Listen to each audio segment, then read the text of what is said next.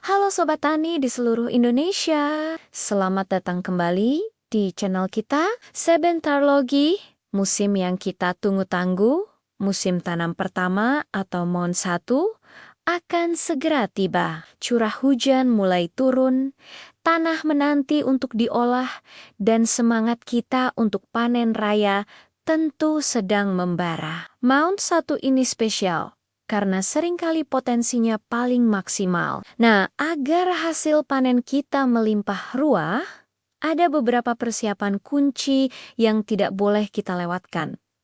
Apa saja itu? Langkah paling fundamental yang menjadi fondasi kesuksesan kita adalah pengolahan lahan. Anggap saja ini seperti mempersiapkan rumah yang nyaman untuk bibit padi kita. Pertama, kita harus bersihkan lahan dari sisa-sisa tanaman musim sebelumnya, terutama jerami dan rumput liar atau gulma. Kenapa? Karena sisa tanaman ini bisa jadi sarang penyakit dan hama. Setelah bersih, saatnya kita melakukan pembajakan. Proses ini bertujuan untuk membalik tanah, membawa nutrisi dari lapisan bawah ke atas, dan membenamkan sisa gulma agar menjadi kompos alami. Idealnya, lakukan pembajakan saat tanah dalam kondisi macak-macak atau tidak terlalu kering dan tidak terlalu basah. Biarkan tanah yang sudah dibajak terpapar sinar matahari selama beberapa hari. Ini penting untuk membunuh bibit penyakit yang mungkin ada di dalam tanah. Setelah itu, baru kita lanjutkan dengan proses penggaruan. Penggaruan berfungsi untuk menghaluskan bongkahan tanah, meratakannya, dan membuatnya menjadi lumpur yang sempurna. Tanah yang gembur dan berlumpur akan memudahkan akar padi muda untuk tumbuh dan menyerap nutrisi secara optimal. Jadi, jangan pernah meremehkan tahap pengolahan lahan ini ya, Sobat Tani. Setelah lahan siap, elemen vital berikutnya adalah air. Padi adalah tanaman yang butuh air cukup, terutama di fase awal pertumbuhannya. Karena itu, manajemen pengairan awal menjadi sangat krusial. Saat hujan pertama mulai turun, inilah kesempatan emas kita. Segera manfaatkan air hujan ini untuk menggenangi sawah yang sudah kita olah. Penggenangan awal ini membantu proses pelumpuran lebih lanjut dan menekan pertumbuhan gulma. Sambil menunggu air terisi, jangan lupa untuk memeriksa dan membersihkan seluruh saluran irigasi, mulai dari saluran primer, sekunder, hingga tersier yang menuju ke petakan sawah kita. Pastikan tidak ada sumbatan seperti sampah atau rumput liar yang bisa menghambat aliran air. Kondisi saluran yang lancar akan memastikan air bisa didistribusikan secara merata ke seluruh area sawah. Ketersediaan air yang merata sejak awal akan mencegah bibit padi mengalami stres kekeringan dan memastikan pertumbuhannya seragam.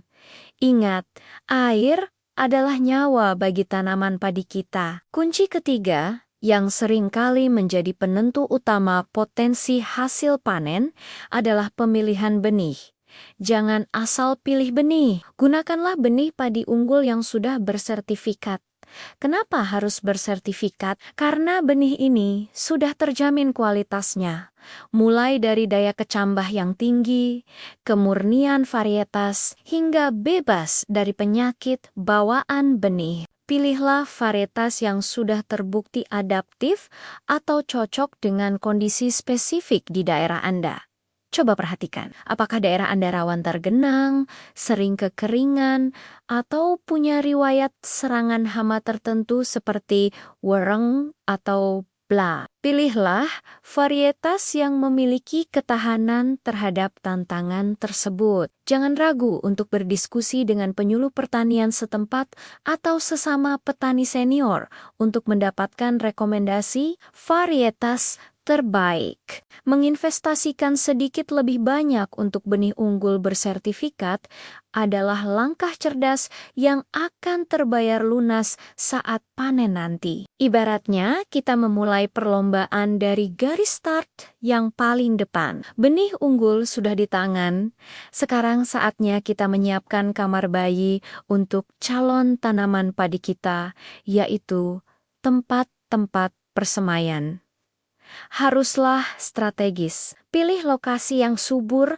mudah diawasi, dekat dengan sumber air, dan tentunya aman dari gangguan ternak atau hama. Buat bedengan dengan ukuran yang ideal, misalnya lebar 1 hingga 1,2 meter agar mudah dijangkau saat pemeliharaan. Sebelum benih disebar, ada baiknya kita melakukan perlakuan benih atau Astoris seed treatment. Astoris, caranya bisa dengan merendam benih dalam larutan fungisida atau agen sayati selama beberapa jam. Lalu gabah direndam ke dalam air selama 48 jam. Kemudian tunggu sampai keluar akar merata. Biasanya memakan waktu 1 hari sampai 2 hari. Setelah itu, sebarkan benih secara merata di atas bedengan persemaian. Jangan terlalu rapat agar pertumbuhannya tidak saling berebut nutrisi dan sinar matahari. Pastikan persemaian selalu dalam kondisi lembab tapi tidak tergenang. Persemaian yang sehat adalah cikal bakal tanaman yang kuat di lahan utama nanti. Sama seperti manusia yang butuh sarapan untuk memulai hari, tanaman padi kita juga butuh sarapan berupa nutrisi awal. Inilah fungsi dari pemupukan dasar. Pemupukan ini kita berikan sebelum atau sesaat setelah tanam. Tujuannya adalah untuk menyediakan nutrisi esensial yang siap diserap oleh akar padi muda. Begitu mereka mulai tumbuh, apa saja pupuknya? Sangat dianjurkan untuk memulai dengan pupuk organik, seperti pupuk kandang atau kompos yang sudah matang. Pupuk organik tidak hanya menyediakan hara, tapi yang lebih penting adalah memperbaiki struktur tanah, membuatnya lebih gembur, dan meningkatkan kemampuannya menahan air dan nutrisi. Setelah itu, kita tambahkan pupuk anorganik sebagai sumber hara utama. Umumnya, kombinasi pupuk urea, SP36, dan KKL digunakan sebagai pupuk dasar. Dosisnya, nah ini penting. Dosis harus disesuaikan dengan rekomendasi setempat atau hasil uji tanah jika memungkinkan. Jangan berlebihan karena pemupukan yang tidak seimbang justru bisa merugikan. Dengan nutrisi dasar yang cukup, padi kita akan memiliki start yang bagus untuk tumbuh subur dan tegar. Langkah persiapan terakhir, namun tak kalah penting, adalah pengendalian hama awal. Jangan tunggu sampai serangan terjadi. Lebih baik mencegah daripada mengobati. Di awal musim tanam, ada 2 musuh utama yang seringkali sudah mengintai, tikus dan keong mas. Tikus bisa merusak persemaian dan memakan bibit padi yang baru ditanam. Lakukan gropyokan atau pemasangan umpan beracun secara serentak dan terkoordinasi dengan petani di sekitar Anda sebelum tanam. Pasang juga pagar plastik di sekeliling persemaian untuk perlindungan ekstra. Sementara itu, keong mas adalah predator rakus bagi bibit padi muda. Sebelum tanam, Anda bisa mengeringkan sawah sejenak untuk membuat keong tidak aktif, atau memasang tongket-tongket bambu di pematang agar keong meletakkan telurnya di sana sehingga mudah kita kumpulkan dan musnahkan. Anda juga bisa menebar daun sembung atau pepaya di saluran air sebagai pengumpan alami. Dengan melakukan pencegahan dini, kita bisa menekan populasi hama sejak awal dan memberikan kesempatan bagi tanaman padi kita untuk tumbuh tanpa gangguan berarti. Nah, itulah tadi 6 persiapan kunci yang wajib kita lakukan untuk menyambut musim tanam pertama. Mulai dari pengolahan lahan yang sempurna, memastikan pengairan lancar, memilih benih unggul, menyiapkan persemaian sehat, memberikan pemupukan dasar yang tepat, hingga pengendalian hama sejak dini. Setiap langkah ini saling berhubungan dan menjadi penentu keberhasilan panen kita. Ingat, Mon1 seringkali memberikan potensi hasil tertinggi karena dukungan air hujan yang melimpah dan intensitas matahari yang baik. Jadi, jangan sampai ada satu langkah pun yang terlewat. Tentu saja, kondisi di setiap daerah bisa berbeda. Jadi, sesuaikan tips ini dengan kearifan lokal dan kondisi di tempat Anda masing-masing. Terima kasih sudah menonton video ini sampai selesai Sobat Tani. Semoga informasinya bermanfaat dan bisa membantu kita semua mendapatkan panen yang melimpah di Maun 1 nanti. Bagaimana persiapan di daerah kalian?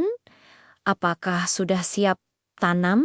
Tulis di kolom komentar ya, mari kita berbagi pengalaman. Jangan lupa untuk tekan tombol like jika kalian suka video ini, subscribe channel kita, dan nyalakan loncengnya agar tidak ketinggalan informasi pertanian menarik lainnya. Sampai jumpa di video berikutnya. Salam petani Indonesia. Maju terus pertanian kita.